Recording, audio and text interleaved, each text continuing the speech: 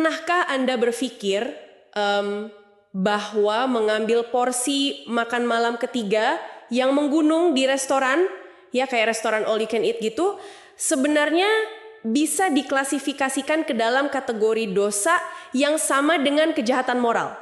Pasti kedengarannya sangat absurd kan? Sangat absurd. Selama ini, bagi kebanyakan dari kita, ketika mendengar kata dosa, bayangan yang muncul itu pasti sesuatu yang sangat abstrak. Iya, betul. Sangat abstrak. Kayak mungkin sebuah buku catatan kosmik yang mencatat setiap kesalahan kita, atau figur entitas gaib yang siap menghukum kita di akhirat nanti. Iya. Sesuatu yang terasa terpisah jauh banget dari realitas fisik kita saat ini. Nah, paradigma semacam itu memang mendominasi pemahaman banyak orang ya. Ada jarak psikologis yang sangat lebar antara tindakan harian kita di dunia nyata dengan konsep hukuman teologis itu sendiri. Kita tuh cenderung diajarkan untuk melihat moralitas sebagai sebuah daftar aturan hitam putih yang sewenang-wenang. Ya, kayak jangan lakukan ini, jangan sentuh itu. Tanpa benar-benar memahami mekanisme kenapa larangan itu ada sejak awal ya. Persis, tanpa tahu alasannya secara logis. Dan persis karena jarak psikologis itulah hari ini kita akan membalik lensa tersebut sepenuhnya. Bagaimana kalau konsep dosa sama sekali bukan sistem poin penalti mistis?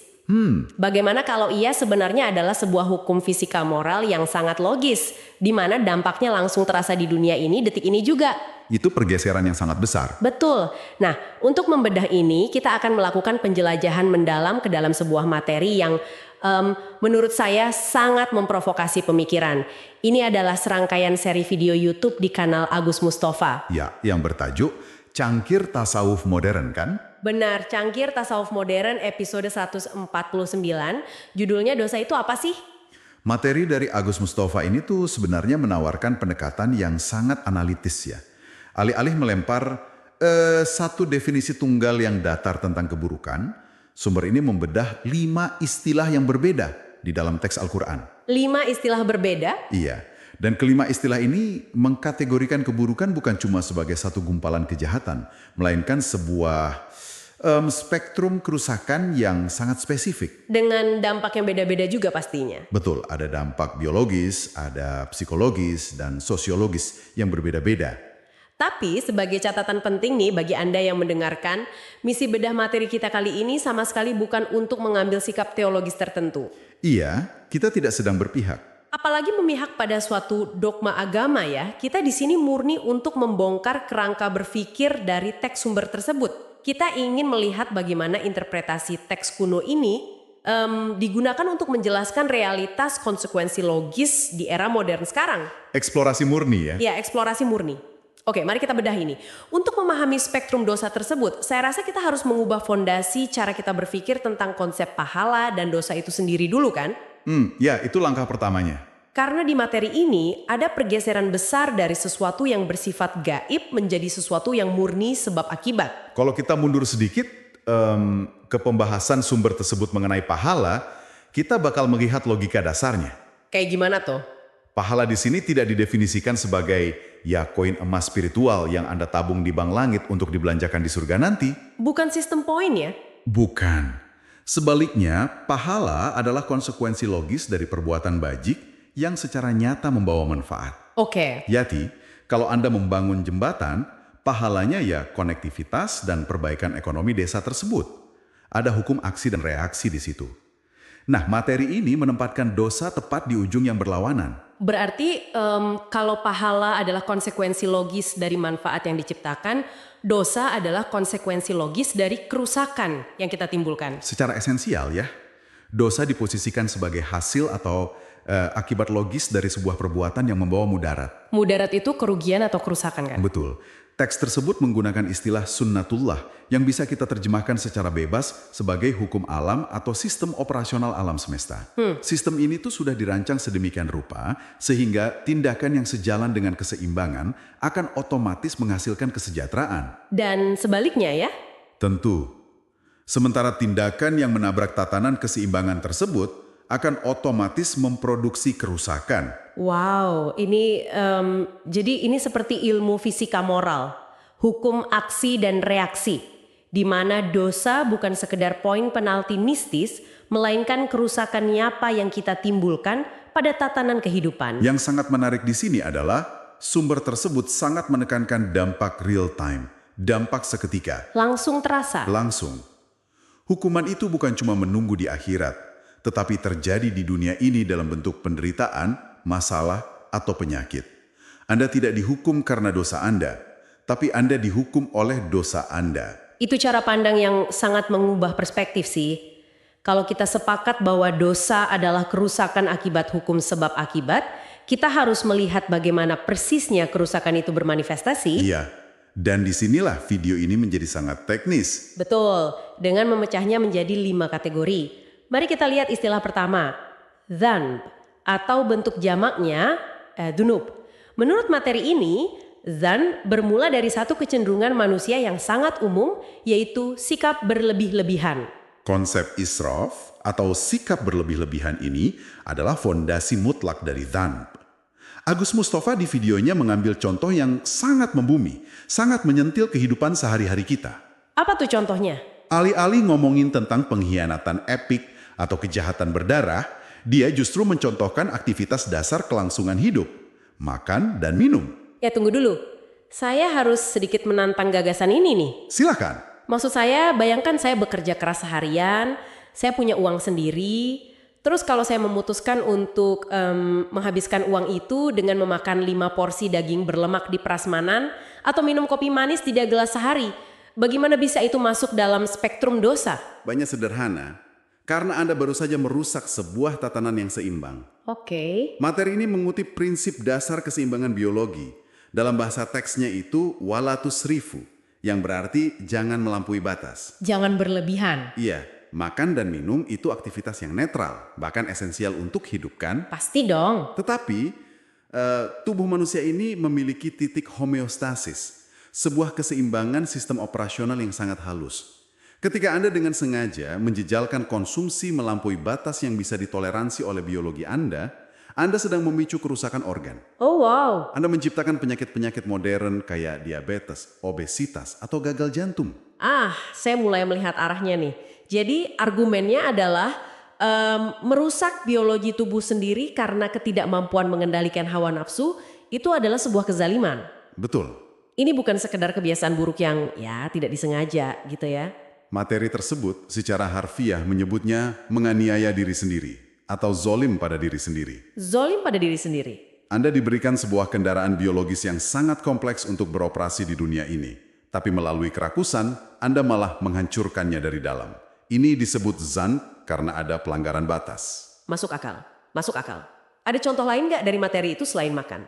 Ada. Contoh lain yang diberikan adalah membalas dendam secara berlebihan.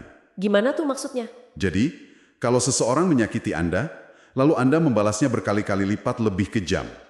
Sumber ini menggunakan istilah offside ya. Oh, kebablasan. Iya, kebablasan. Anda keluar dari batas keadilan dan masuk ke ranah penganiayaan personal. Keseimbangan Anda, baik fisik maupun psikologis, jadi hancur. Wah, itu penjelasan yang bikin kita tiba-tiba merasa bersalah melihat porsi makan malam kita sendiri ya. Dosa ternyata bisa sangat egois dan sangat privat dampaknya. Sangat privat. Tapi oke, merusak tubuh atau kedamaian mental sendiri itu kan satu hal. Efeknya mentok di diri kita sendiri. Tapi manusia itu kan makhluk sosial.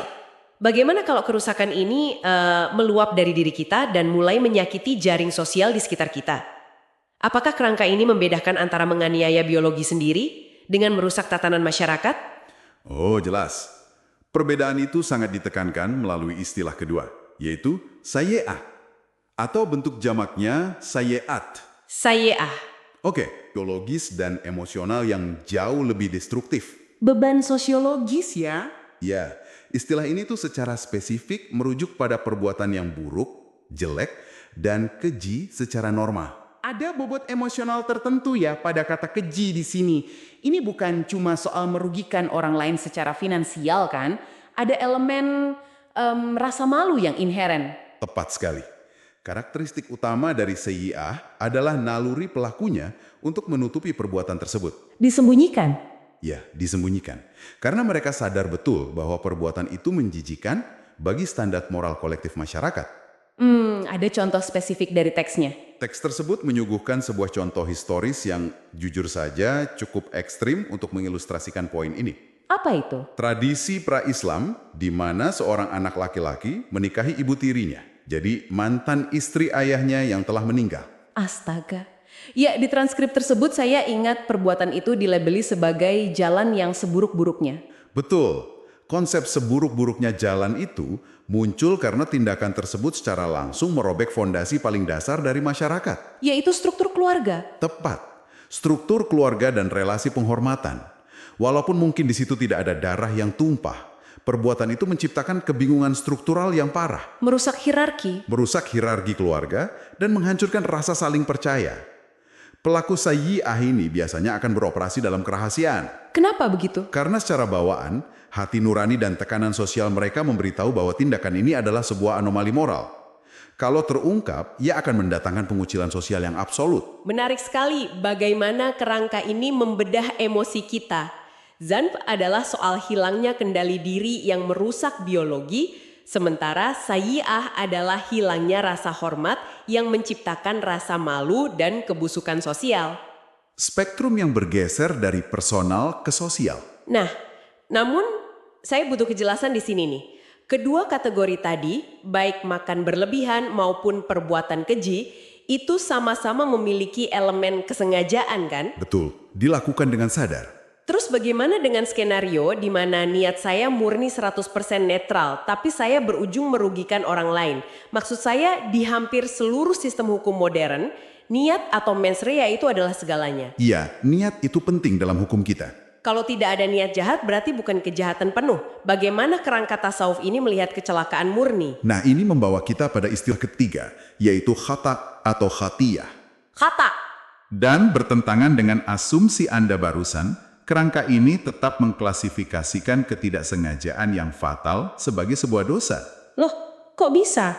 Kalau saya sedang menyetir, lalu tiba-tiba ada kerusakan rem yang sama sekali tidak terduga sampai saya menabrak pejalan kaki.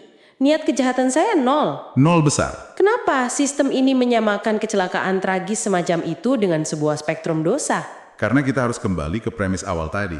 Dosa adalah konsekuensi logis dari kerusakan. Dalam kasus kecelakaan lalu lintas yang eksplisit dijadikan contoh juga dalam video tersebut, seorang manusia telah kehilangan nyawa. Kerusakan objektif sudah terjadi. Betul, kerusakan objektif pada tatanan kehidupan telah terjadi secara nyata. Nyawa yang hilang adalah kerugian mutlak bagi keluarganya dan bagi komunitasnya. Alam semesta tidak membatalkan hukum fisika atas kerusakan yang terjadi, hanya karena Anda tidak berniat melakukannya. Mobil itu tetap menabrak, tulang tetap patah. Persis. Fisikanya tetap berjalan. Saya paham sekarang. Jadi ini bukan tentang menghukum niat jahat di kepala saya, melainkan tentang menuntut tanggung jawab atas realitas fisik yang baru saja hancur akibat kelalaian saya. Itulah kunci perbedaannya. Karena khota ini tidak didasari oleh niat buruk atau kesombongan, mekanisme penyelesaiannya sama sekali berbeda dengan dosa yang sengaja. Pasti hukumannya beda dong. Sangat beda. Hukumannya bukan penjara yang menindas atau siksaan, melainkan keharusan untuk merestorasi keseimbangan. Restorasi, mengembalikan keadaan ya? Ya, materi tersebut menyebutkan keharusan membayar diat. Diat? Semacam uang ganti rugi atau denda tebusan kepada keluarga korban. Atau dalam konteks masa lalu, itu wujudnya seperti memerdekakan budak. Ini adalah bentuk kompensasi struktural. Anda memecahkan kacanya, Anda yang harus membayar biaya perbaikannya. Nah, itu analogi yang pas. Ini adalah etika tanggung jawab absolut. Luar biasa. Jadi khata ini adalah dosa restoratif ya. Berarti kita punya damp yang merusak tubuh sendiri, lalu sayyi'ah yang merusak norma dengan rasa malu, dan khata yang merusak secara tak sengaja. 3 level yang sangat berbeda. Nah, pertanyaan saya selanjutnya nih. Apa sebutan untuk orang yang merusak dengan niat penuh perhitungan tanpa rasa malu, sengaja mencari celah, dan bahkan mungkin melakukannya dengan kebanggaan intelektual? Wah, Anda baru saja mendeskripsikan kategori keempat secara sempurna. Apa itu namanya? Itsem atau ismu. Jika khota tadi adalah ketidaksengajaan murni, itsem ini adalah manifestasi dari arogansi dan kejahatan yang dikalkulasi. Ini adalah wilayah di mana manipulasi merajalela. Disinilah bagian yang sangat menarik menurut saya. Saat membaca bagian ini di transkrip, otak saya langsung menerjemahkannya ke dalam bahasa kejahatan modern. Ini persis seperti perbedaan antara kecelakaan tak disengaja dengan kejahatan kerah putih, kan? Kejahatan kerah putih, betul sekali. Ini bukan orang yang kepepet mencuri roti di pasar karena kelaparan. Bukan. Ini adalah orang-orang yang duduk manis di belakang meja beralas kayu mahoni, membaca buku hukum, dan menyusun strategi bagaimana cara mengeksploitasi sistem untuk merampas hak orang lain. Bermain dengan sistem. Iya. Video tersebut memberikan ilustrasi yang sangat gamblang tentang sengketa tanah. Sengketa tanah. Coba bayangkan, seseorang merekayasa dokumen, lalu memanipulasi kesaksian, dan bermain di pengadilan untuk memenangkan sebidang tanah, yang secara moral dia tahu persis itu bukan miliknya. Tapi di atas kertas, pengadilan mungkin memenangkannya. Tepat, secara legal positif negara, dia tampak sah dan bersih. Tapi secara hukum universal sebab akibat, itu adalah pencurian yang telanjang ya. Yang menakutkan dari isimisme ini adalah pelakunya merasa dirinya lebih pintar dari sistem keadilan. Ada kesombongan. Ya, ada kesombongan intelektual di sana. Mereka membungkus kejahatan dengan jubah legalitas. Sengaja menggunakan sistem hukum untuk mencuri.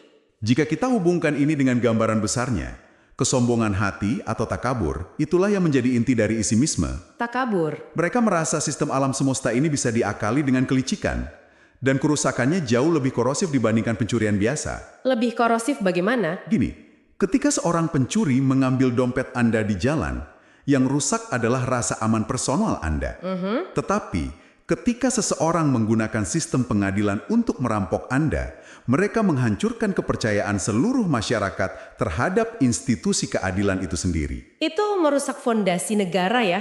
Ada satu contoh lagi nih dari materi ini terkait ism yang menurut saya sangat puitis, namun mematikan. Yang mana tuh?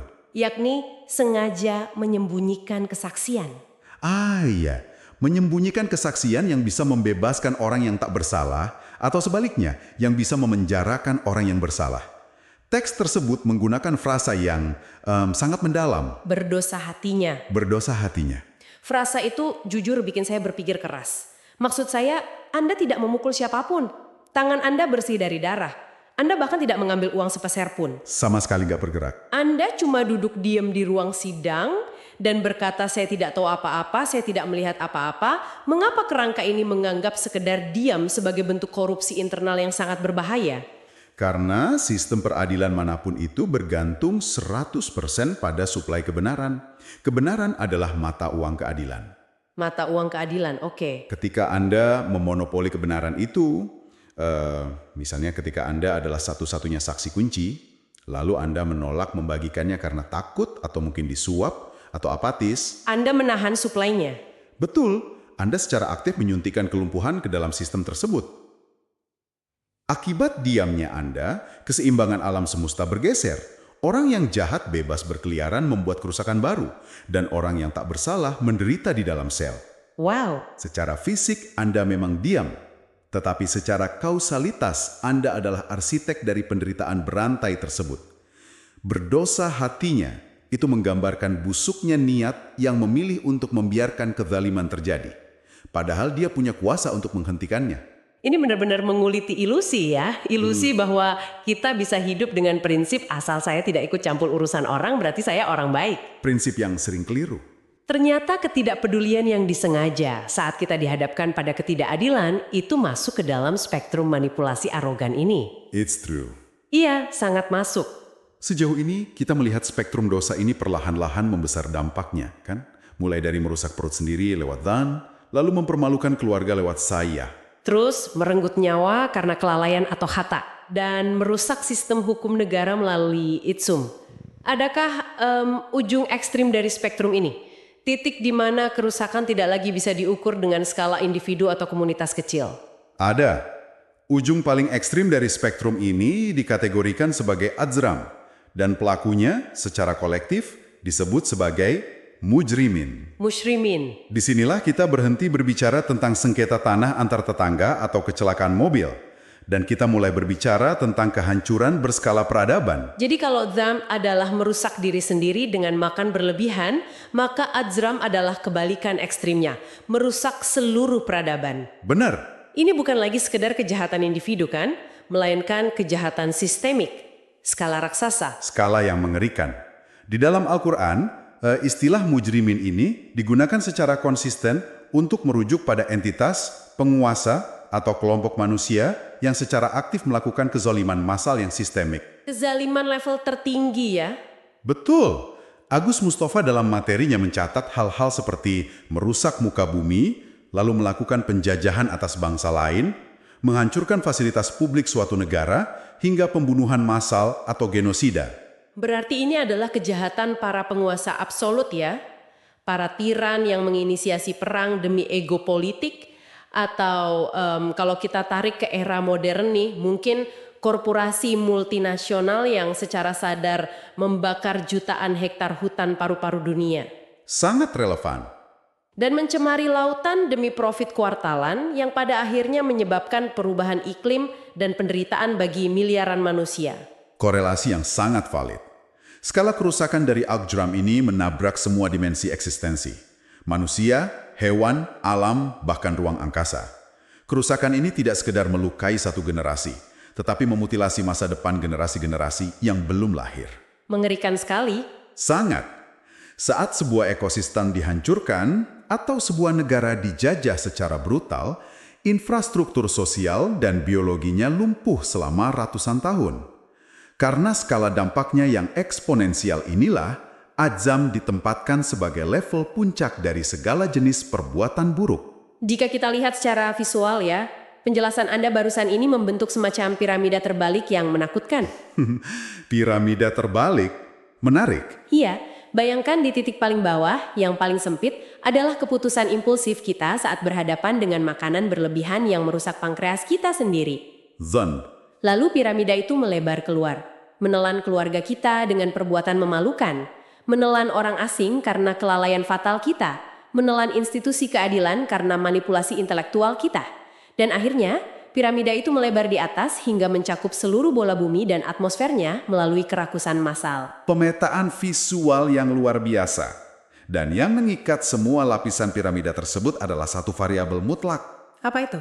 Bahwa tidak ada satupun dari kerusakan tersebut yang luput dari hukum sebab akibat. Mereka menghasilkan kerugian yang dampaknya terasa di dunia ini dan nanti di akhirat. Jadi, apa arti dari semua ini? Apa implikasi praktis dari memahami kelima tingkatan dosa ini bagi kehidupan kita sehari-hari? Implikasinya adalah sebuah panggilan untuk mengembangkan tingkat kesadaran atau mindfulness yang luar biasa tajam terhadap hukum sebab akibat. Di bagian akhir materi tersebut, untuk mencegah pendengar merasa terhimpit oleh beban moral yang begitu berat, sumber ini mengutip sebuah prinsip yang sangat melegakan. Prinsip apa itu? Dari surat Al-Baqarah ayat 286, bahwa manusia tidak dibebani melainkan sesuai dengan batas kesanggupannya. Hukum sebab akibat ini menuntut kita untuk sadar akan setiap tindakan, betapapun kecilnya, karena setiap aksi punya riak konsekuensinya sendiri terhadap diri, masyarakat, dan alam. Artinya, tujuan dari pemetaan ini bukan untuk membuat kita paranoid tidak berani melangkah keluar rumah, bukan? Tentu bukan paranoia, melainkan undangan untuk mencapai kedewasaan moral.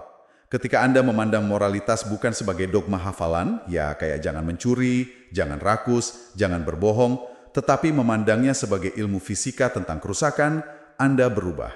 Paradigma kita berubah total. Anda tidak lagi berperilaku baik karena takut hantu atau takut hukuman gaib. Anda berperilaku baik karena Anda secara sadar memahami anatomi dari kerugian.